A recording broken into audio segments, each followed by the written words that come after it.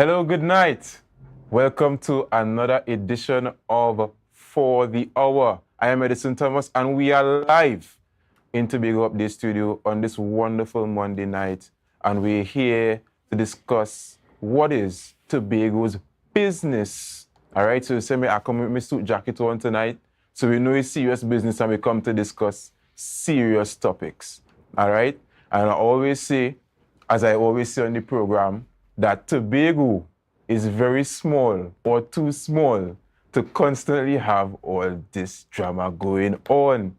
Whether it be drama with relationship, it could be drama, political drama, right? Cultural drama, right? We always have a current drama going on or a current talking point. And Tobago, there is no shortage of material for us to talk about. If it's one thing I've learned on this program, is that we have no shortage of material to talk about just on this small island of 60,000 people. But it's a serious conversation that we must have this afternoon, because I think it is important for us as Tobagonians and Tobago people to air our voices, all right, and hear all the different sides and all the different perspectives on the issues that affect us or the issues that are arising and we are seeing, all right?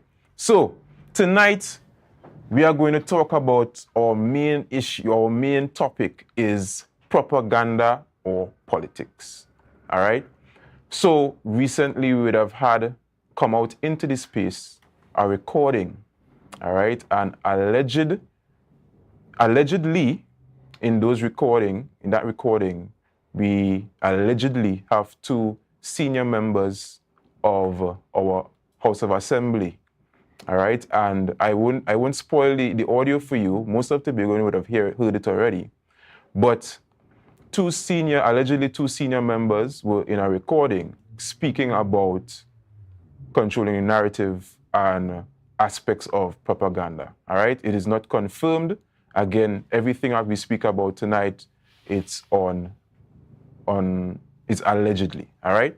So I want the producer to cue up the audio recording just to play it for all the Tobagonians who have not heard it as yet. Even if it is, find the plan, create the plan, the strategy or whatever, bring it here once you get approval. Whether it is, you see, at 13 people now, you might just need 5 or 7 to do strict PR, so you could do some propaganda. Whether they're going to use fake profiles, whether they're going to use their own profiles, whatever they do. And what we will have to consider is finding a way to employ people on the THA side. Could be menial tasks. We don't have to pay. Yeah, most of them kind of got away to Chanel, and we found out. And most of them kind of get employed already. Yeah. So that's the thing. Is the others who not employed to bring them in, because they are happy to do the thing on the side voluntarily. You know, once we employ them 8 to 4 in a lucrative. So they get income. Yes, that is what's going on. So we will organize. And that will help. That will help, even with as I was indicating. With the challenge you raise in terms of how Tobagonians are responding to the moves in Trinidad, that can help in shaping the narrative. Because about shaping the narratives. I don't want us to stop campaigning and then switch it back. All right. So allegedly, we had two senior members of the House of Assembly, all right, in that recording. And you heard the recording, Tobagonians, you have heard the recording. And you would have had a number of persons commenting in the public space about this recording. We have not heard, allegedly, any statements. I said allegedly out of turn, but we have not heard any statements from the alleged persons, all right, in the recording addressing it, confirming or denying that they were, in fact, the persons in the recording. But we, as Tobagonians, we wait to see of what would be the result of all of this, all right? But tonight, we want to discuss what was on that recording and what are the implications going forward, all right? Is propaganda just a part of politics, or is there really an issue here we have to address, all right? So On the panel tonight with us, we have Mr. Barry Nelson, no stranger to the program, political activist. We have Mr. Lyndon Mack, first time on the program with me. I don't know if he was on the program before. All right.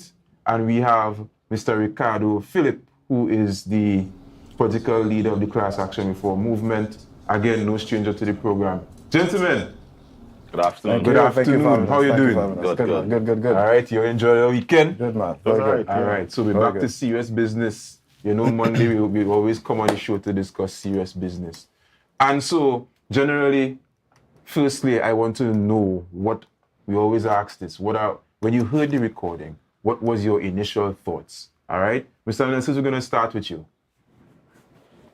What about my initial thought is that, well, it depends on what side, what aspect you look at, because the conversation that we just hear, that is nothing new to politics, propaganda and shaping the narrative and controlling narrative, and so that is nothing new. That is nothing new to politics. That is nothing new that have not been done, because but more than over, I have seen a play script here. 23 years ago, back in 2001. This was the same script that the PNM did on Hot Choy Charles, where they tried to make Tobago, the environment of Tobago, ungovernable, and and making the space ungovernable, and allowing Tobagonians to feel that whatever Mr. Charles doing is not for the good of Tobago. Not for the benefit. So you see, when PNM is not in control, everything that is done is wrong. Is the wrong thing. So they are trying. I'm just seeing the place they're just trying to make the environment, because back in 2001, 2000, there were marches, there were protests, there was all of that. So I am just seeing that play script playing out itself for Tobagonian, to the space of Tobago, to be ungovernable. And if I had supported Farley 100%. Now I'm supporting him 1,000%. Okay. Because I know that the PNM is up to no good for the people of Tobago and for the island of Tobago. Were you at all surprised? Surprised of what? About the details of the recording. Did it take you by surprise? Well, it depends on where, in what context and where that took place. I don't know if it was at a party, from a party perspective, strategically meeting or what. So I need to hear more, because you see that the recording was doctored. So I don't know where it took, if it was from a party perspective or from a government. I don't know. Okay. So it's not until you hear the whole tape or hear what the chief secretary have to see, then I will come to my final decision. But what in the tape is a storm in a teacup. Teacup? Yeah. All right. Thanks for your initial input, Mr. Nelson. We're going to go to you, Mr. Philip, and then we go to Mr. Mack, right? Mr. Philip, your initial thoughts on when you heard the recording? I mean, I'm trying to figure out what we really want to discuss here tonight. Notwithstanding your role as the moderator, but I think something is wrong, terribly wrong with opposition politics in Trinidad and Tobago. Something is terribly, painfully wrong with opposition politics. Because what we should be discussing, given the history and the culture of corruption that we as a country have attained, what do we do to ensure that public officials are held to account for? I mean, you used the right term when you said allegedly. So we playing this out in the media, and it's alleged, and it's alleged, and it's alleged, and we're not sure the context in which the information was said. We're not sure if it's somebody who cook up a thing. We're not sure if somebody trying to impersonate, and we're not sure. We have no information, no evidence rather, that something illegal is afoot. We don't. So what do? opposition politicians come forward and the activists come forward and they give their take and who support their own party and who's saying speak on behalf of the party and who told lines. And you have all these dynamics is being played off with matters that are important to the people of Trinidad and Tobago, and in this case, Tobago. So what we should be discussing is what do we do as a people to ensure that we assuage the fears of the people after years of corruption and the perception of corruption that has taken place in Trinidad and Tobago. What do we do to ensure that public officials can be held accountable? And I'm glad you bring that up because we're going to go to that at one point in the conversation, Beautiful. right? Beautiful. Nice. Mr. Mac, Yes, sir. welcome to the program once again. Thank you so much What for having me. is your initial thoughts when you heard the recording? I'm still wondering. I have to agree with Mr. Philip. What is the issue? We are directly prematurely discussing something that we have no idea whether or not it has escalated into corruption. And in my humble opinion, we are literally discussing the wrong thing, which we cannot deal with the first avenue of the breach. Now, let's just say for one instance, it is the two individuals mentioned in the recording. My question is, what was the reasonable suspicion for the recording? Can the PNM literally indicate and say to the Tobago public that they have obtained this recording legally? You remember, we heard literally Mr. Dennis saying on this platform, saying that he's calling for the Integrity Commission to look into this matter. Okay.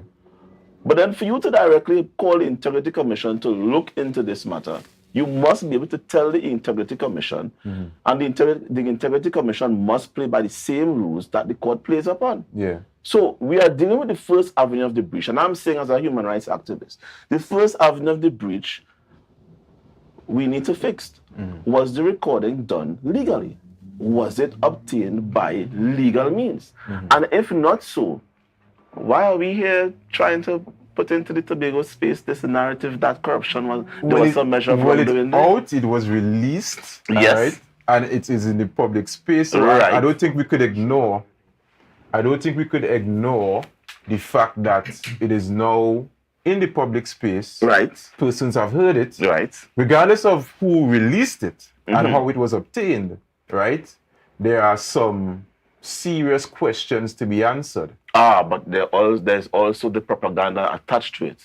Because this conversation says propaganda and politics. Yes. And if you could literally sell the narrative that there was a measure of wrongdoing, Right. there's a measure of corruption, or there was a measure of taxpayers' funds being utilized to employ persons, then that's the narrative you are going to sell. This is no different from Hitler's Mein Kampf book, where he said, "Tell a lie. To tell a lie, you need to tell a convincing lie." but And if you have been able to successfully utilize the propaganda machine, which is the media, to spin that lie out, the brain has an ability to decipher whether or not truth or lie is being told. It's no different. I mean, just to add that the You can media, do something short and then we need to go for a break. the media has its role to play, its responsibility. Yes. However, we can't just conclude that this should be played off, because what eventually going to happen is that after maybe 15 days, if so much, we move on to another issue of corruption. So, you know what I'm saying? So we have this perpetuation of corrupt practices that have been happening here, but we're not dealing with the core issue. And the core issue has to be dealt with. And those who want to argue for or against this tape, I'm saying here that we're wasting time. Right. Okay. And on that note, we're going to go for a quick short break and then we'll come back. We'll continue the discussion. We're talking about propaganda or politics. We'll be right back. Stay tuned. Everybody only worrying. Never ever worry. Don't mind how things looking hard. I tell them never ever worry. If your life can't get damaged bad. I tell them never ever worry. What I'm saying is true. So just consider Tatil is always right here for you. I tell them never ever worry. Don't mind if life make you sad. I tell them never ever worry. If your house get flooded out real bad. I tell them never ever worry. What I'm saying is true. So just consider Tatil is always right here for you. I tell them never ever worry. If sickness catch you off guard. I tell them never ever worry. If times fall on you real hard. I tell them never ever worry. What I'm saying is true. So just consider Tatil will always be here for you. Never worry about a thing. Tatil, where people are people. You know what I mean.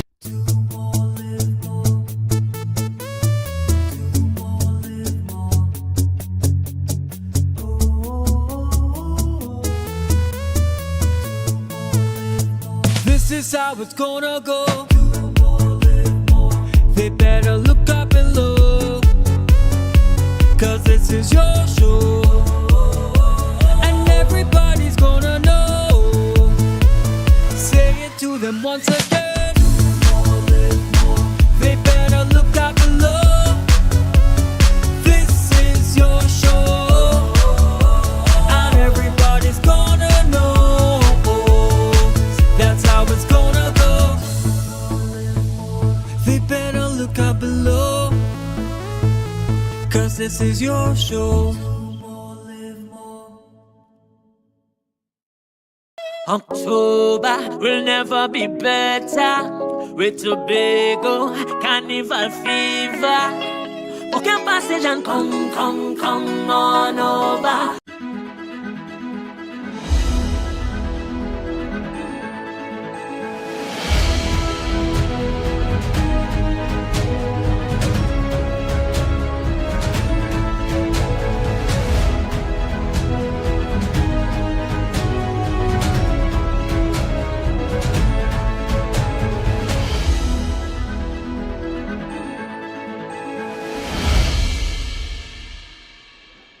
All right, and we're back with For the Hour. Again, I'm Edison Thomas. I'm the host / narrator for this afternoon proceedings. And we have with us discussing propaganda or politics. We have Mr. Barry Nelson, we have Mr. Lyndon Mack, and we have Mr. Ricardo Phillip.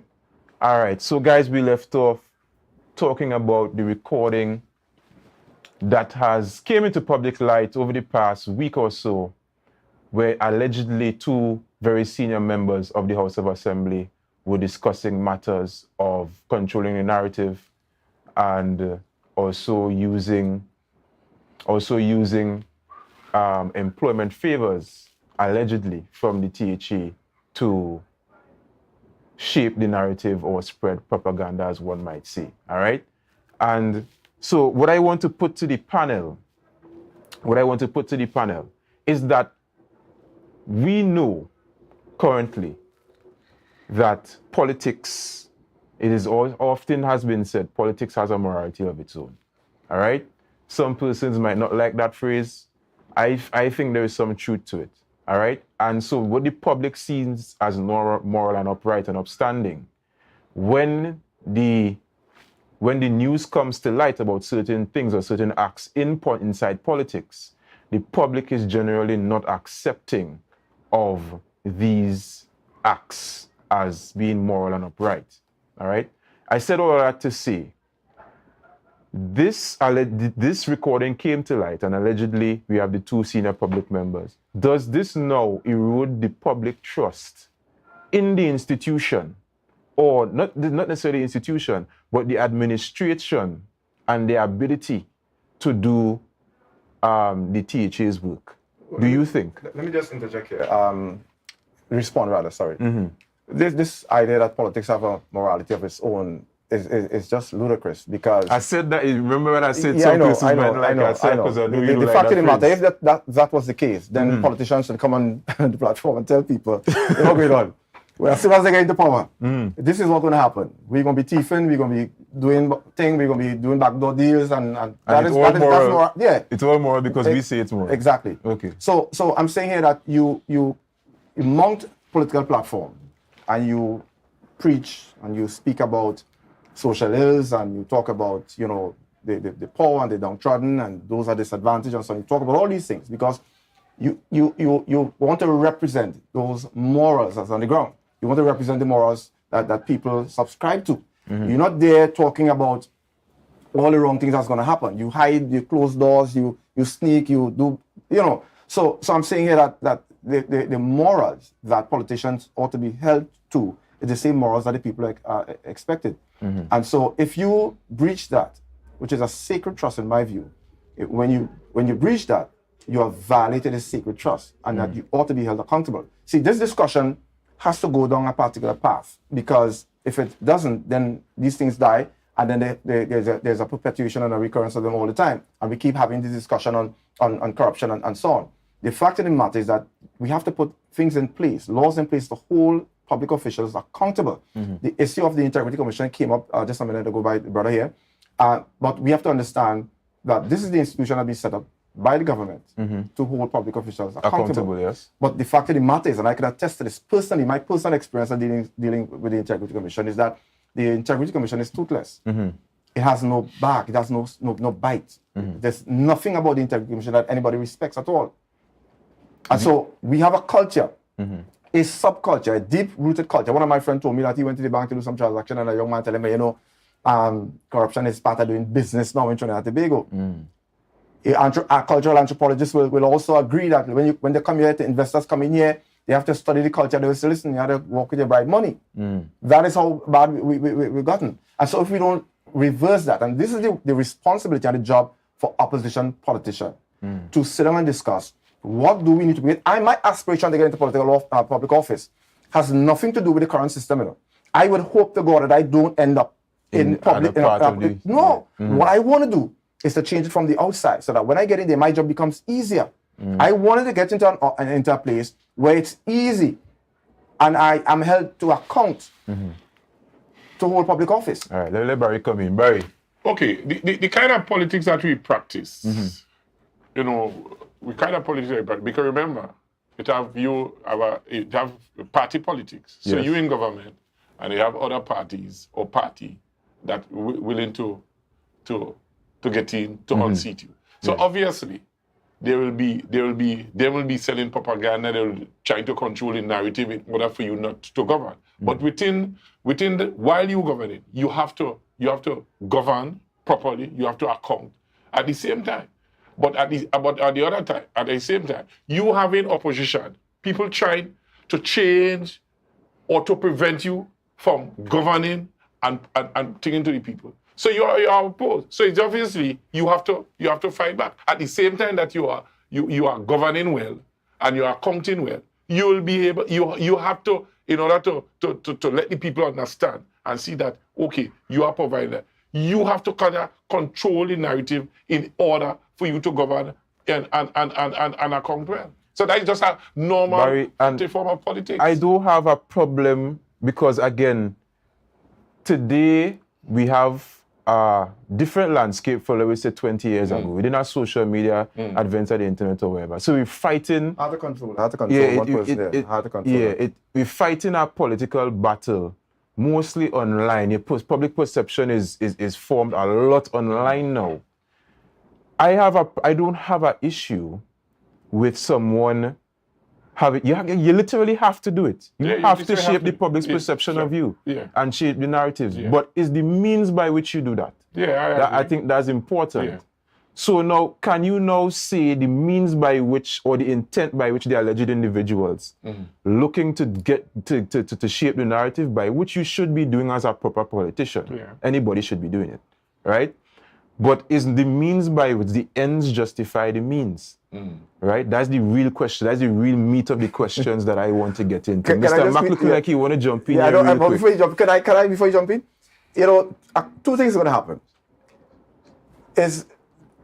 And this is consistent with TNT politics. The chief sec and his party will either lead us lay off a couple of days and die a natural death, or they use this against, capitalize on it in terms of, swinging this, playing it to their advantage. That's the only two things can happen.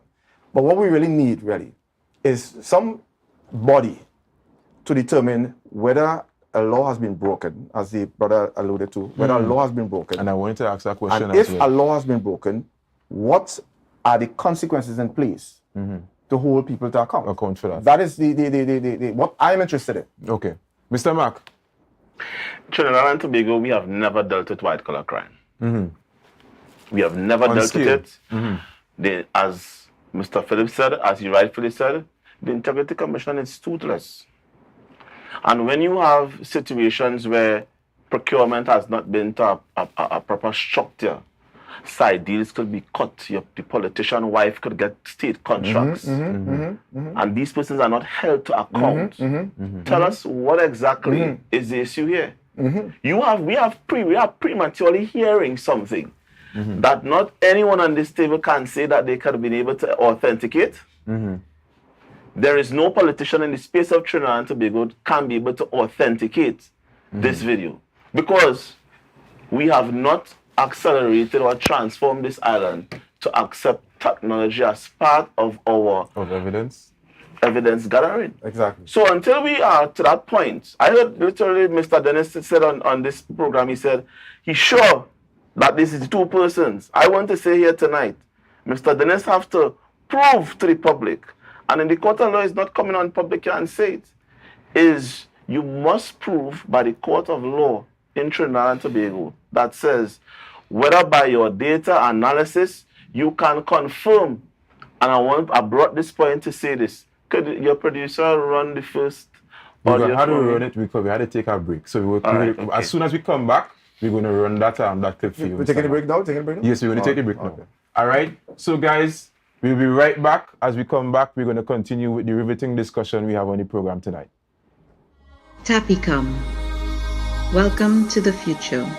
The only card you will need in a new world. Digital business cards. Safe, hassle-free. The future is here. Tapicom. New generation digital transfer. Digital time clock cards. Digital attendance cards. Air tags. Customized designs. Digital clothing tags. Digital pet tags. Tapicom. The future is here. Contact us today. Welcome to Limache Parfait Day Spa, your urban oasis and wellness center. Our services includes massages, treatments, facials, pedicures, weight management, detox programs, and much more. Call us today at 624-1452 or 720-7474. Trinidad locations and Bonacore, Tobago at 273-7772. Let us treat you like the VIP you are. You can now get whatever you need whenever you need it anywhere in Tobago with Tapago. Your meals, medication, groceries, and shopping all delivered directly to you. No more hassle, no more stress. Get the Tapago app today on Google Play or Apple App Store. That's TAPPOGO and let us deliver to you. Check our website at www.tapogo.app or call the experts at 494-TOGO and 484-4746. Tapago. Relax. We will get it to you. Tapago's at your service.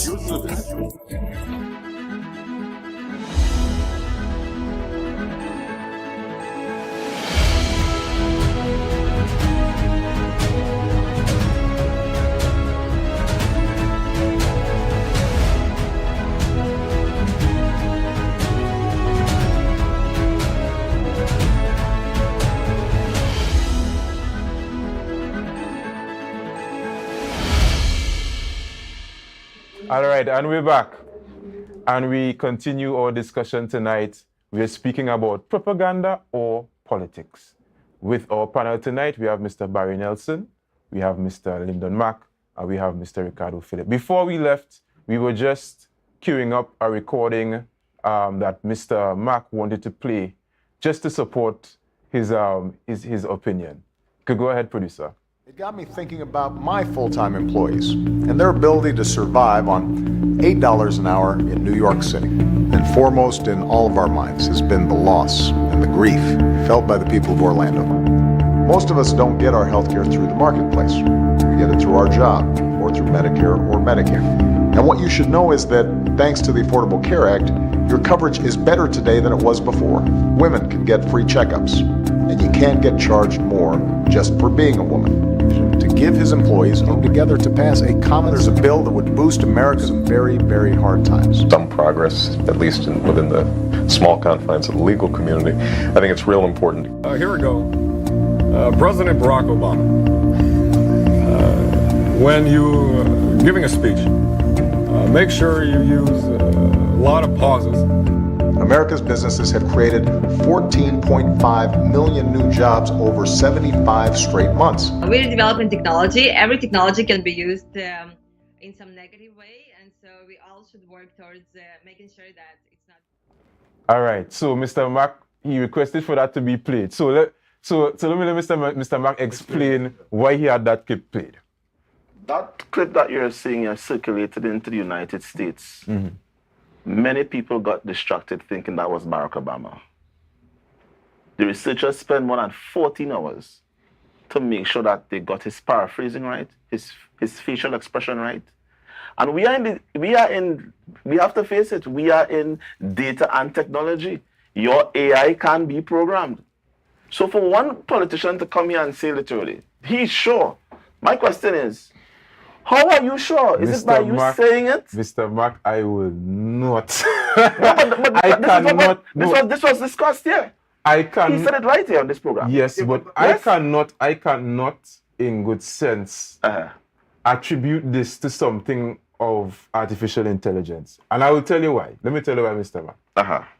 The levels of technological capacity that someone has to have right here on this island in Tobago to be able to not only amass that amount of record, because you need a massive amount of recording of the person, right? Not only that, you also have to get the phrasing right, as the video said. You also have to get the accent of Tobago right? Which can be easily done. Most AI are trained for the English American accent or English British accent. Actually, no, that's not true. If it is that somebody has, that's not true at all. The readily available ones that you can plug something in and train somebody's voice, they train to American. If you are to build a model, right, to train for it, you have to build that model from the ground up, from scratch, by yourself. I am not saying. Let me say this. I cannot believe that somebody that is not correct in evidence. Tobago And let me tell you why. has that level of capacity let me to do that. Let me tell you why that's not correct information. You don't need to be from Tobago to do that. This is a false perception and a false narrative. So what we're saying, we have international interference? In the UK, we just had a number of UK citizens who would have been hacked by hearing a family member that they thought would have been their family members. And they would have responded by thinking that it was the family member in distress for help, by sending them money. This is broadcasted all over BBC News. I have one question for Mr. We cannot literally sit here and say, without any reasonable suspicion or without any hardcore proof, that you are sure that the voice, I'm just saying literally, the video and the audio sounds like them. I'm saying when you go to court, it's a whole different level of morality. That is what I was going to ask you. I am going to say is an argument because this technology exists. I'm saying that you could use. I'm saying we can just simply conclude, in the absence of evidence, that is one possibility. We could just conclude that. I have a hard time believing it. But go ahead. Saying, a lawyer in court will say, well, you know, Your Worship, Your Honor, this is some impersonation and throw the whole jury off and all that. So I'm saying that is one possibility. We can argue whether it's an argument. We can argue whether it is so on the technology and whether we are capable and so on. But more importantly, what I think is more important to us here is when the PNM and St. Dennis and whoever comes on the platform to speak, what they will do is use that to create, their own self-importance and they create their own narrative. Well, not just the narrative. It's replacement politics they're playing. It's replacement politics. Replacement politics tells you that, and this is in the local terminology. We're better than them. We could do better than them. You just came out of a situation, 21 years of hardship and oppression and so on. They're trying to control the narrative. No, they're not trying to control the narrative here. What they're saying to the people is replacement politics, Barry. So it's a psychological thing that we've been experiencing for a number of years. Right. Here is part of the replacement politics is that you have the opposition. What is replacement That's not what I explained. You have the opposition sit there and the arms fold like this and just waiting for you to fail. To be able to say, make a mistake and take it and turn it and use it against you. Understand what I'm saying? There is no interest of the country at hand here. there is no truth at hand here, but they just use whatever mistake or what seemed to be a mistake or what they can take and use against you for their own benefit. So they're not trying to contribute because they understand how the people think. We have a society who, over the years, who have been moved by what this one say and what that one say, and that's what they capitalize on. All right, so I just want to add, is it concerning that if this recording was taken, the chief secretary was not aware of this recording? I don't know if the recording was done in his office or done in his residence. No. Is that cause for concern from a security point of view? But nobody is discussing that. I did that already, and nobody is discussing that. Is that a cause for concern? This is the highest cause of concern. Some form of investigation supposed to be done. If it's that's the point, Barry. I'm agreeing with you. Unknowing to the chief secretary, one of the highest political office in the land, in the island of Tobago, where the recording was in his office or in the residence, that is cause for concern. I want to play devil's advocate here. Yeah. Right? Because again, you must always have all the bases covered as a politician. No. You always have all the bases. Let me bring this to the fore, right? You never know who is for you or who is against you. You don't know people's true motives or true intentions. Is it now imperative on you for the words that are coming out of your mouth to be shaped in such a way so that these things, allegations, cannot be put against you or stuck against you? Allegation. The word propaganda was in the voice recording. Well, not the word employment was in the recording. The word the phrase shape the narrative was also in the recording. Which narrative? Those are the actual phrase I'm talking about, the phrase shape the narrative was in the recording. Yeah. Is it now imperative on you, even if you're saying these things, right? And that is the case, right? Allegedly. Should you not take precaution to say them in such a way that the public knows or the person you're speaking to knows what they're talking about? But in the same way, if it is that it comes back to used against you, you know exactly that, okay, all right, I did not say this, but I said this, and you don't know the full context of what was said, right? Is it not? Can we not pay attention to that as a high-ranking member of the THA? No, I agree.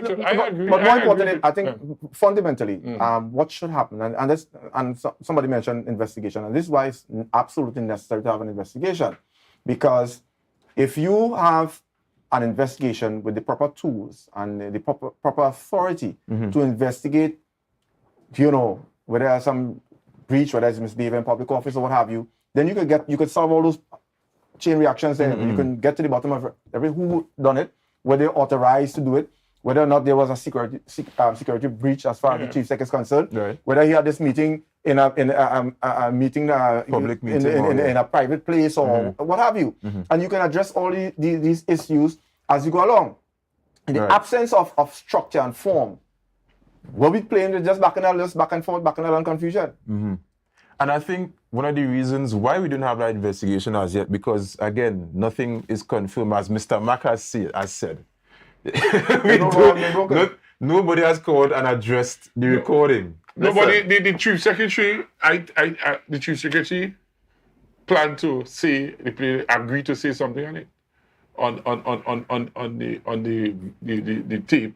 He said that I think the question was put to him by a reporter. Yeah, by a reporter, Liz Williams, when he was attending some function. He said that he will address it. So we know it's coming. Let me say this. I need to respond to that. I need to respond to that. Go ahead, Mr. Man. I think literally for the chief secretary to even give this the air to Tobagonians, he's playing right into the hands of the mischief makers and not focus on the real issues that we are supposed to be focusing on. Mr. Mack, Mr. Mack, you're unfair. It's an allegation. No. Hold on. Let us be fair and upfront. If an allegation is made about the chief secretary, whether it's fake or I think the chief secretary have a right to come out and say, And well, get in that front is of not it. his voice. Yeah. And he was no part of it. If that He owes, yes, he owes the public that explanation. So let me see if I understand what you are saying. Yeah. A voice note that we don't know that was made before or after. None of us could say here that we know whether or not that recording was made before he entered office or after he entered office. We agree on that. But that's not what I'm saying. What I'm saying. My point is this. He who alleges must prove. Right? That's the principles of the court. So who making So what I'm saying is Nobody making allegation here. They're just using it as an advantage. but this is what I'm saying. He's playing right into the hands of the propaganda, of people who are pushing the propaganda, because the narrative is being sold that there is some measure of wrongdoing being done, and it is being discussed with the other assembly woman that they are discussing a methodology that says we will directly employ Tobagonians if they are able to do it. That's the basis of it. The question is, was it done? And there's no one that can all I'm saying, but that out in the public space as well. There are allegations about that as well, Mr. Matt. So this is what I'm saying. Here I'm saying again. The person who is making the allegation that wrongdoing is being done, you have to directly deal with the first breach that was done. Do you know what they say The question is there an allegation of wrong? The person but this is what they is would that have person saying that is wrongdoing? This is what they would have done already. Or they put it out there to create the public perception that they but we're not talking about that. But okay, Mark, if the chief secretary is of his own, you had a whole lot to talk about it. We have to go to a break. Alright, we need to pay some bills. Hopefully this is the last one, but we need to pay some bills. Hold your thought. We'll be right back.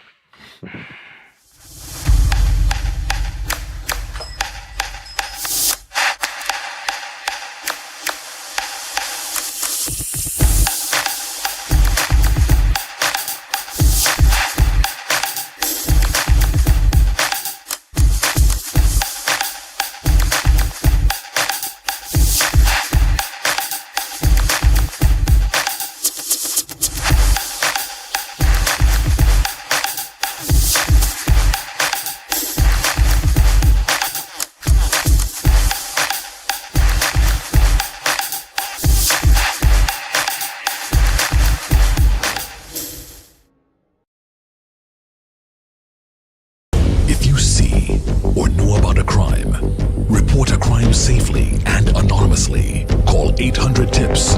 Help stop crime. You can play your part safely and anonymously. Report a crime. Earn a reward. Call 800-TIPS. Help stop crime. Be a hero, champion, fearless citizen. Be a crime stopper safely and anonymously. Call 800-TIPS. Help stop crime. Our national borders, our first step to security, but a possible access point for guns, drugs, crime. If it does not look right, do the right thing. Call Crime Stoppers anonymously. 800-8477. Report possible border crime. It's a different type of thing down there. And we party till we drop down there. With a lot of pretty girls down there. Down in Tobago.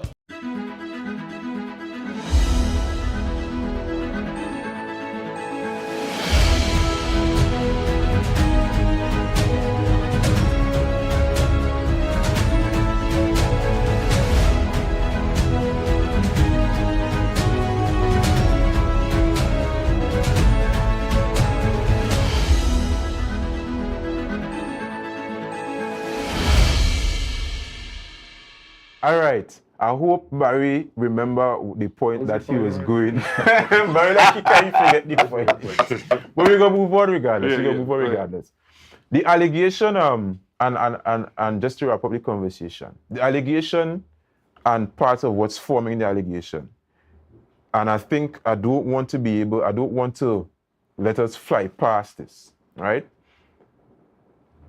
What is going on here, right, is not, again, nothing new to the public space. Both sides have done it. Of course. And the topic that I want to bring out to the light is the use of public funds for political gain, or public office for political gain. I, in my lifetime, have seen both sides too. All right? You can't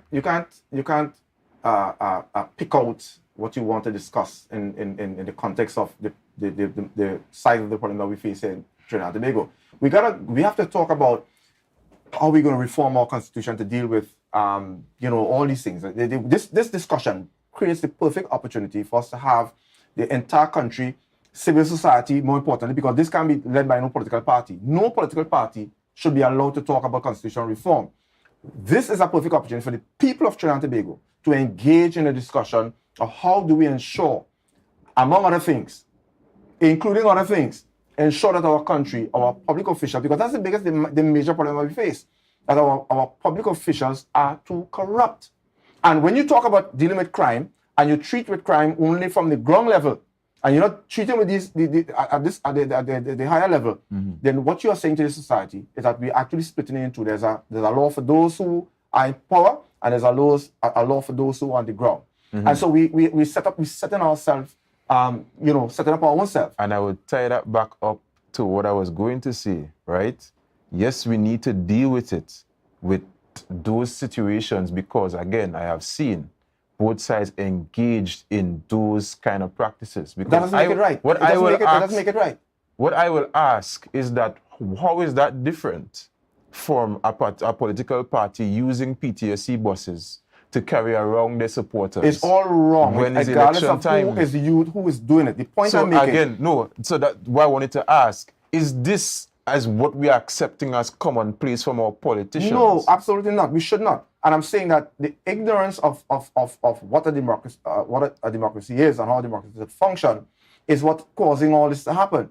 We are not a people who have practiced true democracy over the years, who have taught democracy in our school, who are believe to hold public officials accountable and so on. So what we have practiced is that we sit down on the bystanders and allow these politicians to do whatever they want to do, and then we complain when it doesn't work out in our own benefit or personal benefit. So I am saying that the discussion, the narrative now, in terms of politics, should be how do we get our politicians to be responsible, or what laws we should implement now, what rules we should implement now to hold them accountable. That is the reality that we should be discussing, nothing else. Because one party come out here and talking about it like if they have never done it, and the other party now when they're in opposition will talk about it, and this the back and forth, the perpetual cycle we're going into with politicians trying to use these things, and all they are doing is just confusing the mind of our people. We are distracted. Distracted all the time. We are highly distracted. Very distracted. We sat down in a conversation with the Tobago people less than a year ago.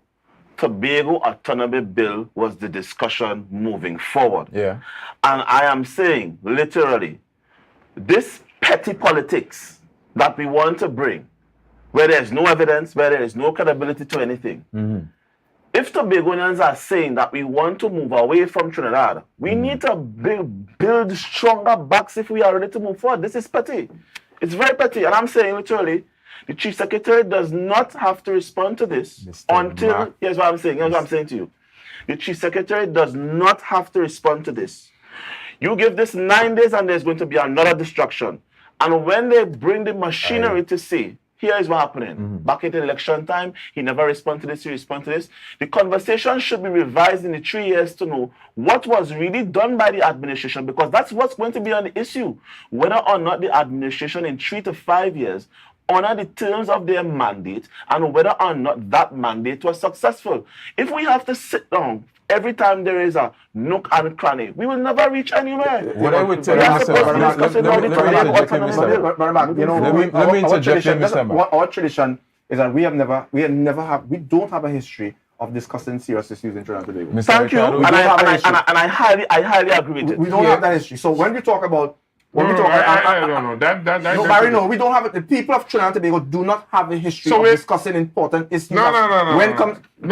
Guys, let me bring it back. And I want to pose this question to Mr. Mack, right? Mr. Mack, there are serious allegations at foot. Mr. Lashley, Let me say this to you. Mr. Thomas, there is Mr. no Thomas. allegation being done. What you are hearing is a propaganda of an illusion of an allegation. It's still an allegation. No, sir. It's And still let an me say allegation this and to it you. needs to be addressed. And here's what I'm saying. That's fine. Yes. And if the allegation is there, I'm saying, let's go by the basic court principles of rules. He who alleges must prove.